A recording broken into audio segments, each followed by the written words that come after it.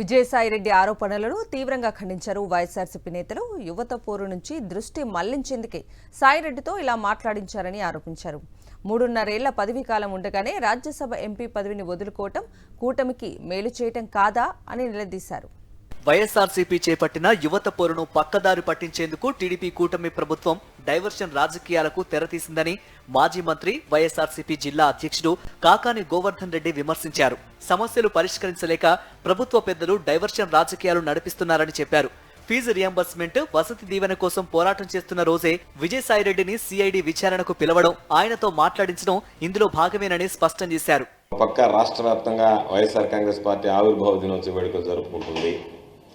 అదేవిధంగా యువత పోరు పేరుతో ఈరోజు కలెక్టరేట్కి వెళ్ళి వినతి పత్రాలు సమర్పించడానికి ర్యాలీలు నిర్వహించింది. ఆ ర్యాలీలన్నీ కూడా ఈరోజు బ్రహ్మాండంగా జయప్రదమయ్యాయి. కాబట్టి దాన్ని నిఘా వర్గాల ద్వారా ముందుగానే పసిగట్టినటువంటి చంద్రబాబు ఈరోజు ఈ ప్రభుత్వం మీద వ్యతిరేకత ఉంది. కాబట్టి ప్రజలు, విద్యార్థులు, యువత, తల్లిదండ్రులు పెద్ద ఎత్తున హాజరవుతారు. దాని నుంచి ప్రజల దృష్టి పక్కకు మరల్చడానికి ఈరోజు సిఐడి ద్వారా నోటీసులు ఇవ్వడం, దానికి సంబంధించి విజయసాయిరెడ్డి గారు నేను వ్యవసాయం చేసుకుంటాను, రాజకీయాలను వదిలేస్తానని చెప్పినటువంటి వ్యక్తి రాజకీయ వ్యాఖ్యలు చేయడం, దాంతోపాటు జగన్మోహన్ రెడ్డి గారు క్వార్టర్ని గురించి మాట్లాడి ఇవన్నీ చూస్తే చంద్రబాబు నాయుడు డైవర్షన్ పాలిటిక్స్లో భాగంగానే సాయన్న ఆ విధంగా మాట్లాడాడేమో అని నాకు అనిపించింది. విజయసాయిరెడ్డి చేసిన ఆరోపణలు సరికాదు అన్నారు మాజీ ఎమ్మెల్యే టీజేఆర్ సుధాకర్ బాబు. వైవి సుబ్బారెడ్డి, కేవీ రావు మధ్య ఎలాంటి సంబంధాలు లేవని చెప్పారు. ఇద్దరి మధ్య సంబంధాలుంటే కేవీ రావు కేసు ఎందుకు వేశారని ప్రశ్నించారు. ఎవరో ఇచ్చిన స్క్రిప్టును విజయసాయిరెడ్డి చదివారని టీజేఆర్ సుధాకర్ బాబు మండిపడ్డారు. నాయకుడు కష్టకాలంలో ఉంటే పార్టీని విడిచి వెళ్తారా అని విజయసాయిరెడ్డిని ఘాటుగా ప్రశ్నించారు టీజేఆర్ సుధాకర్ బాబు. రఘురామకృష్ణరాజుకు విజయసాయిరెడ్డి తన ఇంటిని ఎందుకు అద్దెకిచ్చారని ప్రశ్నించారు.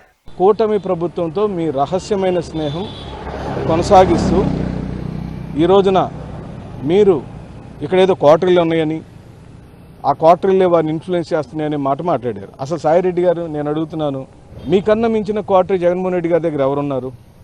అందరు మీ ద్వారానే కలిశారు, మీ ద్వారానే టికెట్లు ఇచ్చారు, మీరే అత్యధికమైన ప్రభావశీలిగా మన పార్టీలో పనిచేశారు. తమ చేతుల్లో ఉన్న మనిషితో చంద్రబాబు ఏం కావాలన్నా మాట్లాడిస్తారని, ఎవరి పేర్లైనా చెప్పిస్తారన్నారు వైఎస్ఆర్సీపీ నేతలు.